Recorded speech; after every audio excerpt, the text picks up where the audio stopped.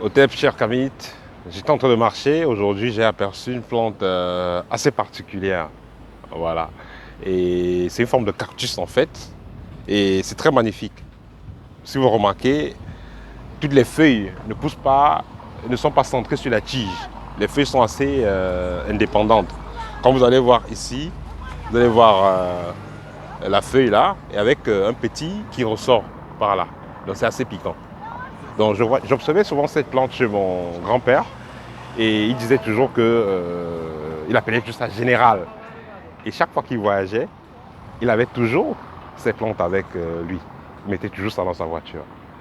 Et il m'a fait comprendre que c'est général parce que déjà c'est une plante protectrice. Et il a travaillé cette plante-là de telle sorte que s'il y a des attaques, s'il y a des sorciers qui le dérangent ou qui veulent l'attaquer, cette plante va répondre. Parce qu'en fait, cette plante est liée, abrite une certaine divinité protectrice et guerrière. Et il s'agit bel et bien du cactus.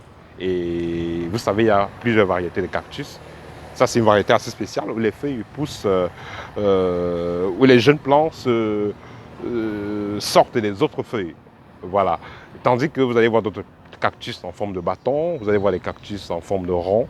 Mais globalement, elles ont la même énergie. Voilà. Donc, ceci a un champ énergétique assez développé. Vous avez cette capacité-là, vous allez ressentir. C'est assez développé. Mais c'est plus facile de ressentir ça, soit le matin, soit le soir. Parce que en journée, euh, quand il fait très chaud, cette plante baisse consciemment son magnétisme. Là, je ressens quand même là. Mais en journée, généralement, ça va être plus là. Ça va être un peu plus grand, ce magnétisme.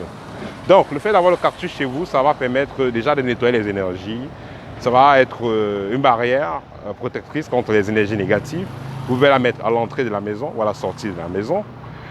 Si c'est le bureau, vous pouvez le mettre à l'intérieur.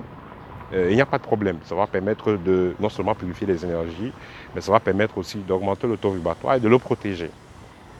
Donc, c'est une plante qui est facile à entretenir. On n'a pas besoin de trop de soleil pour qu'elle puisse survivre. On n'a pas besoin de l'arroser chaque matin.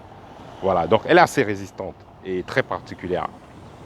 Voilà, ça c'était mon petit partage pour aujourd'hui. Au TEP, et à très bientôt.